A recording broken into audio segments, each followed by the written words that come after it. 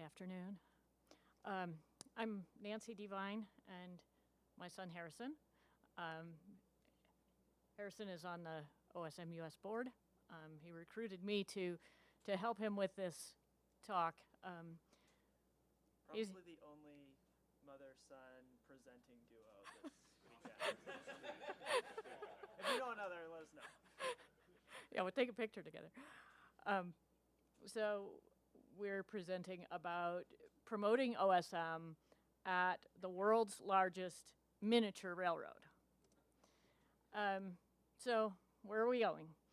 So first off, do people know what a rideable miniature railroad is?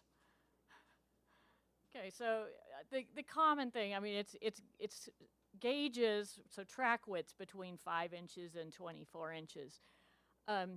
And they're ride-on trains, generally scale models of actual locomotives and rolling stock.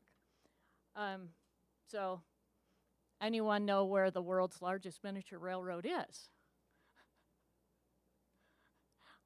So the largest miniature railroad is Train Mountain Railroad in Klamath County, Oregon, about 30 miles south of Crater Lake, 30 miles north of Klamath Falls, on roughly 2,000 acres of private land owned by the organization. So anybody want to take guesses of the length of their track? Talking real miles, not scale miles. Well, they could guess either, as long as they tell us. 100. So according to the OSM data, and this matches the organizational data as well, for all the track that is connected to the Train Mountain track, which includes some private railroad, there's 58 kilometers, so 36-ish miles, and that includes all the yards and sidings. Roughly 22 miles of mainline track. Go out and ride the rails for 3 hours without duplicating anything. So the scale of the railroad is 1/8 scale.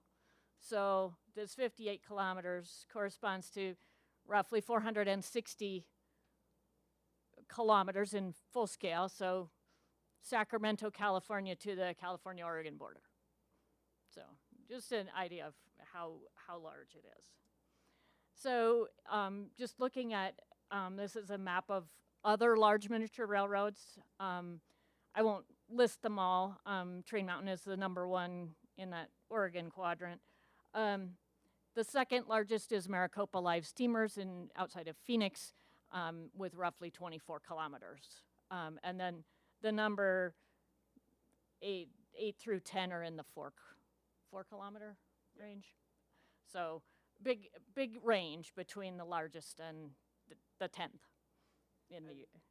I think there are kind of two kinds of miniature railroads. There's like zoos often have miniature railroads, so that's kind of like that's its own kind. But then what we are a little bit more involved in is like the model railroading clubs. So like number 7 there is the railroad at the Silverwood Amusement Park, and it's a miniature railroad, but it's a little different from our miniature railroading.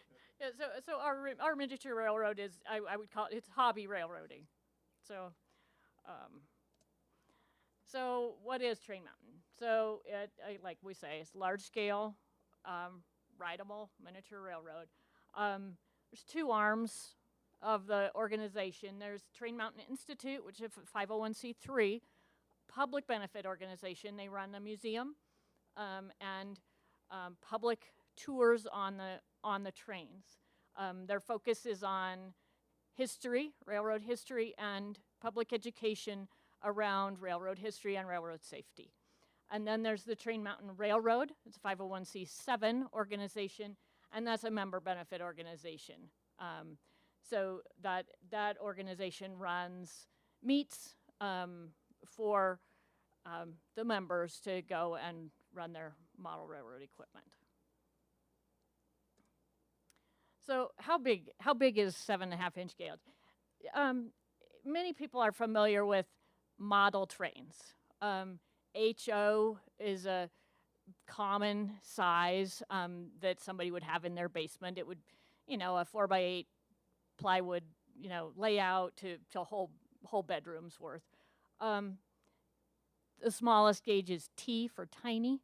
That would be like a shelf size. O is Lionel. You might be familiar with that gauge. G is a garden railway. So this showing the 7.5-inch gauge, a little bit bigger. We have a short video to give you kind of a scale impression of what Train Mountain looks like. I'll just play it. No sound.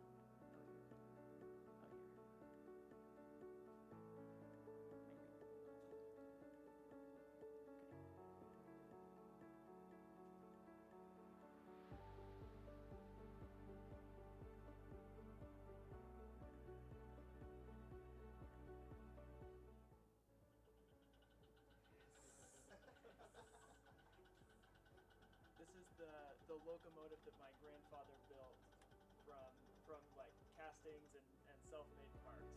So like a how many 1,000-hour project for him.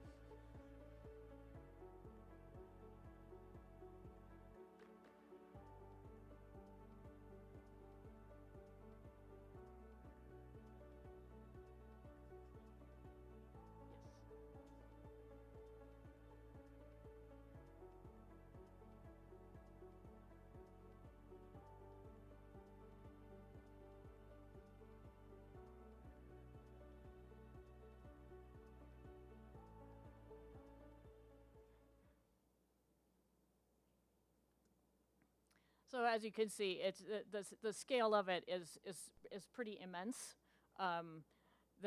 All of that is volunteer built.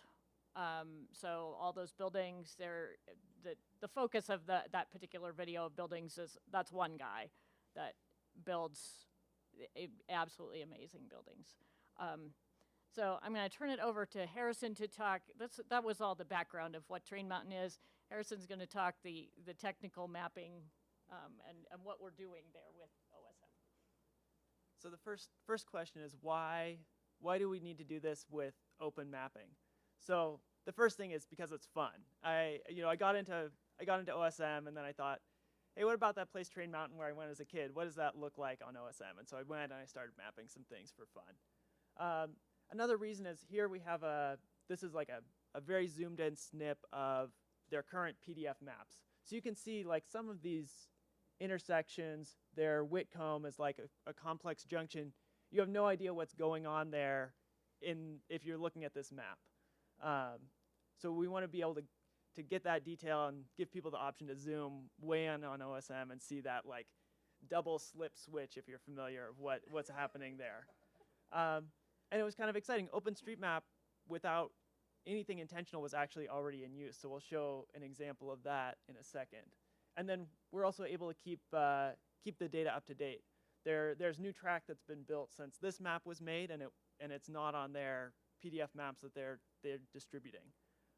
So we can add it before the organization was even updating their maps. So this is the Train Mountain train game, which was using OpenStreetMap, and this is a bunch of rail cars that are around the railroad that have GPS receivers on them. And you go out on your train, and here it's selected. There are a couple cars there at Colton that need to go over here to Fryehume, which is a challenging move because Colton's downhill and Fryehume is also downhill, so you have to go down and all the way back up to get there. That would be where routing could be an interesting application of OpenStreetMap data.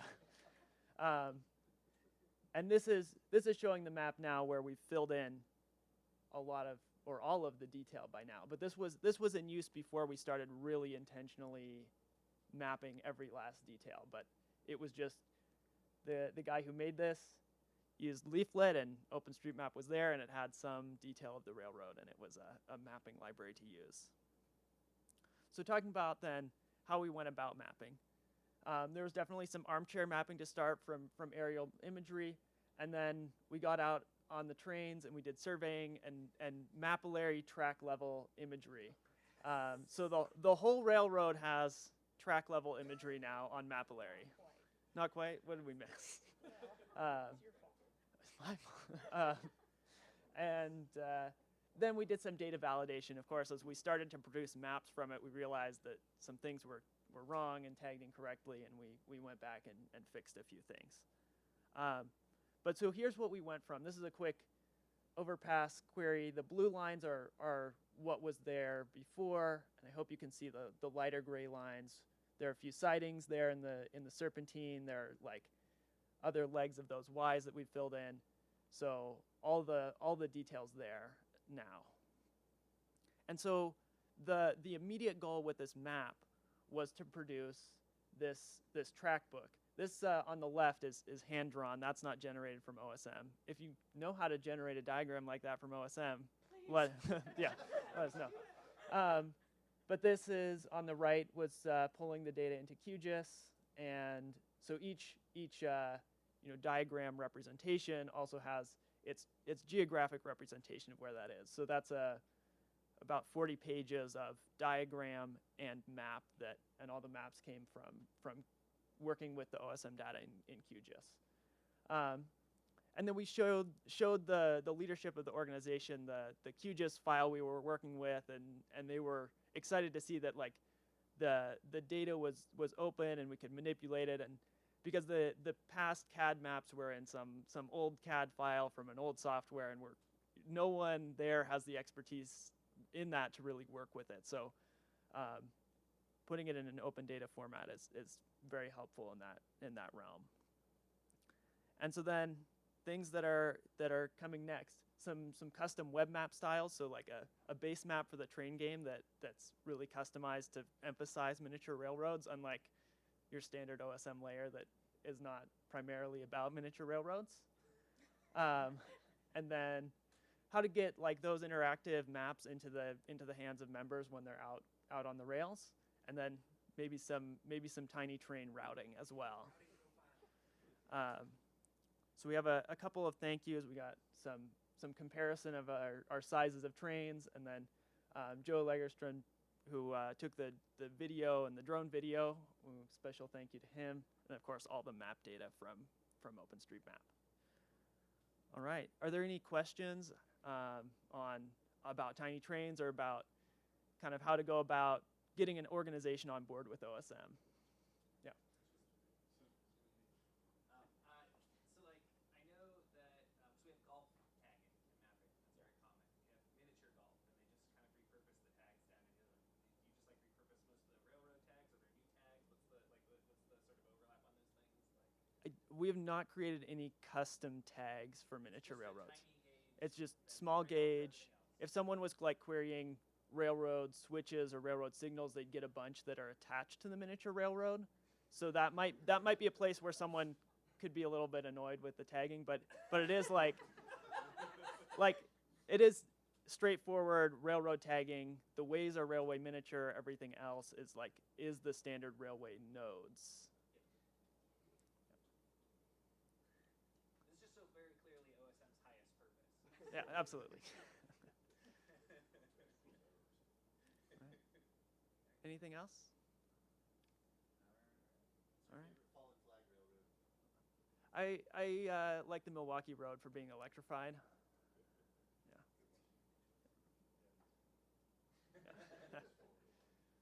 All right, yeah. Have you thought about, or have you already branched out into like mapping all the miniature features alongside the railroad too? I haven't come up with like what should a miniature model town be tagged as. That's like a question that I haven't really bothered to ask yet. Of course, there are lots of miniature buildings. Scale equals. Okay. Yeah. I'll do tiny town in Colorado. Yes. Yeah.